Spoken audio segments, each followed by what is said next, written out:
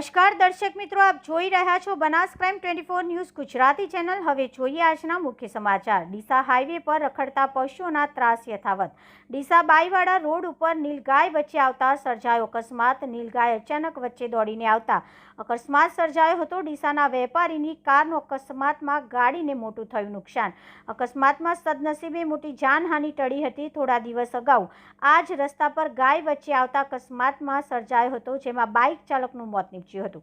આ રસ્તા પર દિન પ્રતિદિન રખડતા ઢોરનો વધી રહ્યો છે ત્રાસ। અહેવાલ હરેશ ઠક્કર, ડીસા, બનાસકાંઠા। ડીસાથી પાથાવાડા તરફ જઈ રહ્યા હતા તો અહીંયા કંસારીથી બાઈવાડા વચ્ચે રોજડો વચ્ચે આવતા ગાડીને થોડું નુકસાન થયું। અમને કશું લાગ્યું કરેલ નથી।